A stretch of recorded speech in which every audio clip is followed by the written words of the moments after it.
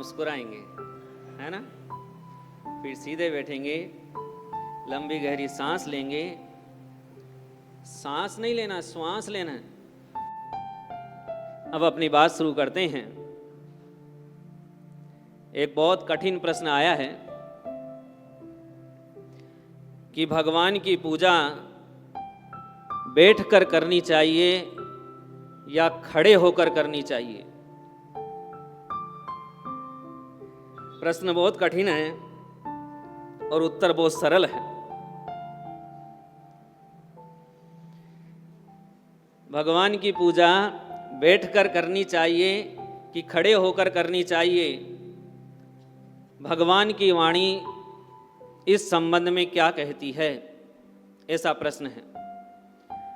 तो इस प्रश्न का उत्तर आचार्य उमा स्वामी देव ने उपासकाचार ग्रंथ में दिया है।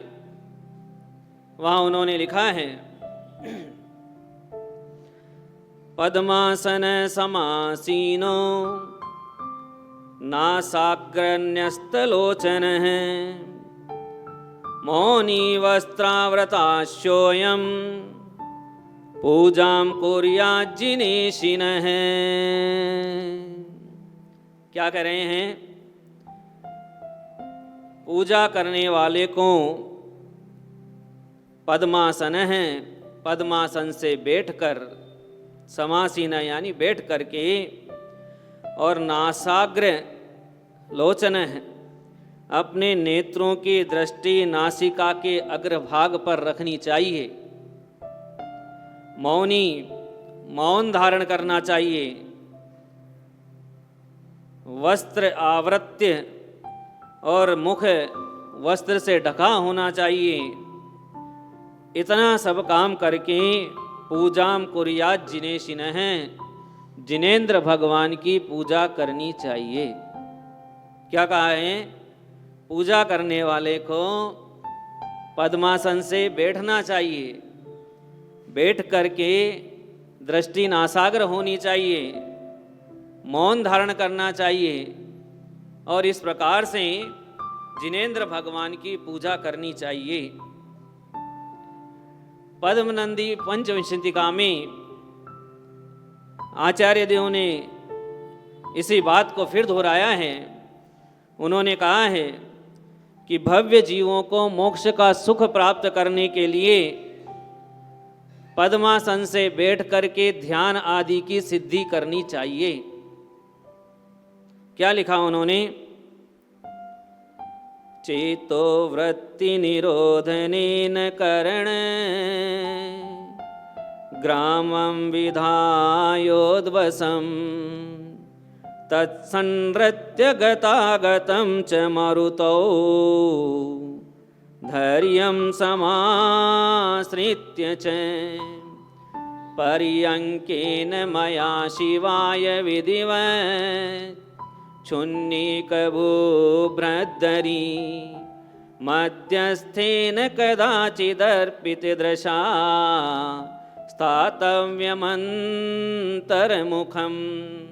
5वें अधिकार में पद्मनंदी विंशतिका में लिखा है कि पर्यंकेन यानी पद्मासन में बैठकर ही भगवान की निसंदेह पूजा करना श्रेष्ठ होता है।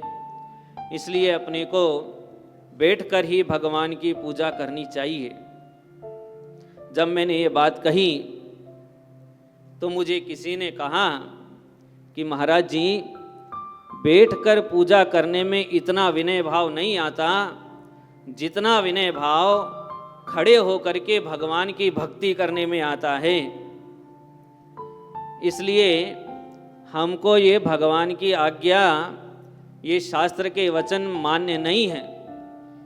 हम तो भगवान की भक्ति, भगवान की पूजा खड़े होके ही करेंगे। अब मैं क्या कहूं? तो मैंने कहा कि भगवान की भक्ति पूजा भगवान की आज्ञा से करते हैं कि ऐसा करने से हमको पुण्य का बंध होता है, मोक्ष मार्ग प्रशस्त होता है। तो तो फिर क्या उन्हीं की आज्ञा का उल्लंघन करना चाहिए? जब वो स्वयं आज्ञा दे रहे हैं कि बैठ कर के पूजा करो, तो आप यदि खड़े होकर पूजा करते हैं तो चाहे आपका कितनी ही भक्ति में मन लगता हो, वो आपकी भक्ति नहीं है, वो व्यर्थ है। इसी बात को पद्मनंदी पंचविंशतिका के प्रथम अधिकार में आचार्य देव ने लिखा है, यह कल्पयेत किमपि सर्वविदोपि वाची संदीय तत्त्वमसमञ्जसमात्मबुद्ध्या खेपत्रिणां विचरतां सुद्रक्षोक्षितानां संख्यां प्रति प्रविदधाति सवादमन्ध्य। वो क्या कह रहे हैं कि पूर्वाचार्यों के वचनों को नहीं मानना अंधे पुरुष के द्वारा आकाश में उड़ते हुए पक्षियों की गिनती करने के समान है। दोबारा से बोलता हूं, आप सब लोगों को बहुत दुख हो रहा होगा ना आज कि महाराज जी ऐसा क्या बोल रहे हैं, हम लोग तो खड़े होकर पूजा करते इतने साल हो गए हैं, अब हम कैसे बैठेंगे, हम तो नहीं बैठ सकते। पर महाराज जी तो शास्त्र के वचन बता रहे हैं, अब तो बैठना ही पड़ेगा, नहीं बैठेंगे तो पाप लगेगा, बहुत पीड़ा हो रही होगी। पर मैं तो आगम की आज्ञा से बंधा हुआ हूँ, मैं तो वही बोलूँगा जो मेरे गुरुदेव ने मुझे पढ़ाया, और मेरे गुरुदेव मुझे वही पढ़ाते हैं जो शास्त्र में लिखा है। इसलिए आप पूरी भक्ति और श्रद्धा से भगवान की पूजा बैठकर करना शुरू करना। क्या करें पद्मनंदी पंचविंशतिका में कि पूर्वाचार्यों के वचनों को न मानना अंधे पुरुष के द्वारा आकाश में उड़ते हुए पक्षियों की गिनती करने के समान है, अर्थात व्यर्थ है। क्योंकि अंधा पुरुष आकाश में उड़ते हुए पक्षियों की गिनती नहीं कर सकता है, इसलिए आपके द्वारा भगवान के वचनों में संदेह करना भी व्यर्थ है। इसलिए अपने को भगवान के इन वचनों में संदेह नहीं करना चाहिए।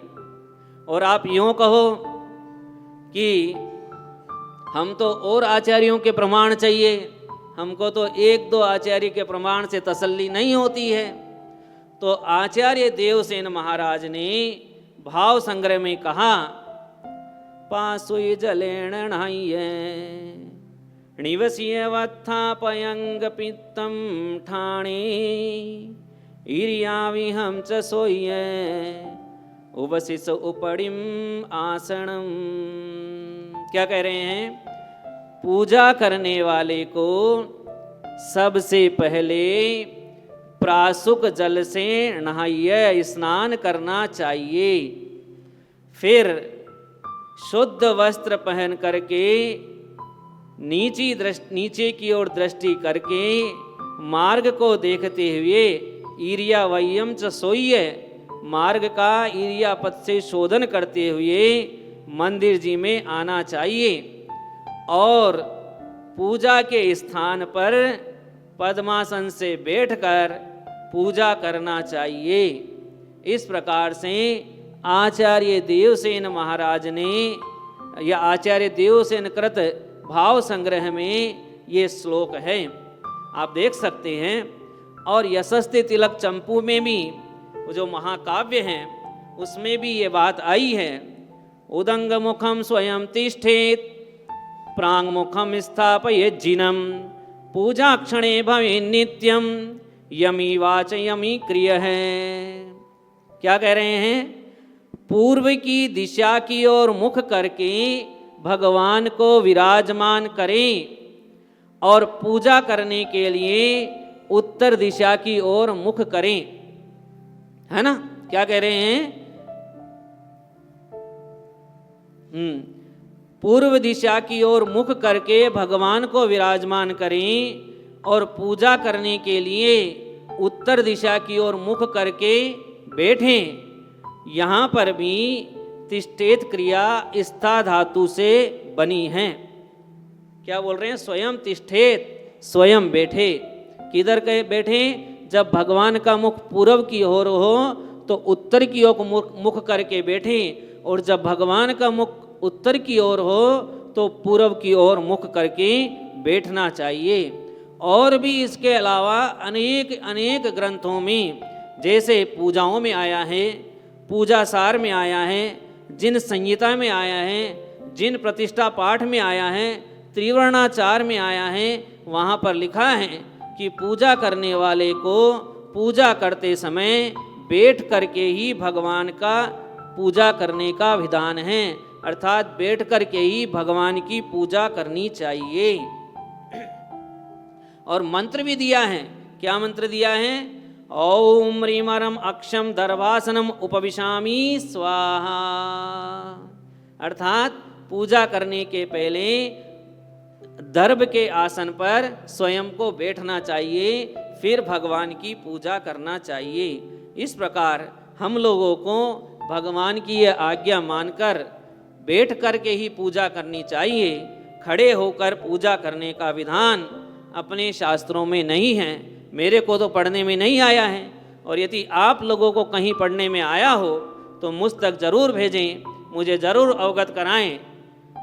लोग कहते हैं कि महाराज जी आप ही खोज लो, एक विधान ऐसा भी खोज लो जो खड़े होकर पूजा करने का हो, तो ये दोनों परंपराएं मान्य हो जाएगी। मैंने बहुत कोशिश की लेकिन मुझे नहीं मिला, इसलिए मुझे यही मानना पड़ा कि बैठ कर के ही भगवान की पूजा करनी चाहिए, अन्य प्रकार से पूजा करना योग्य नहीं है। इसलिए आप सब लोग जिनेंद्र भगवान की आज्ञा को मान करके बैठ करके ही पूजन करें, खड़े होकर के पूज्य पुरुषों की पूजन नहीं करें। वैसे भी देखो, जब राजा का दरबार लगा होता है तो उसमें कुछ लोग ऐसे होते हैं जो अपने सारे कार्य बैठ करके करते हैं, और कुछ लोग ऐसे होते हैं जिनको राज्यसभा में बैठने का अधिकार नहीं होता, वो पीछे खड़े होकर के आवाज़ लगाया करते हैं। जो बैठ करके राज दरबार में बैठने के अधिकारी हैं, वो राजा से बैठ करके ही प्रश्न करते हैं और बैठ करके ही समाधान लेते हैं। लेकिन जो पीछे खड़े रहते हैं, मात्र वो हल्ला करके वो आ रहे हैं, फला महाराज पधार रहे हैं, फला मंत्री पधार रहे हैं, यही कार्य किया करते हैं। तो अपने को इस बात को ध्यान में रख करके जिनेंद्र भगवान की पूजा बैठ करके ही करनी चाहिए। इसमें किसी प्रकार का कोई पंथ या कोई संतवाद नहीं मानना चाहिए। इसमें आगम आर्ष की भगवान की आज्ञा मान करके अपने को क्या करना चाहिए? बैठ करके ही श्री जिनेंद्र भगवान की पूजा करनी चाहिए। क्यों कारवा जी, जय कुमार जी, सही है ना? ठीक है, ओके।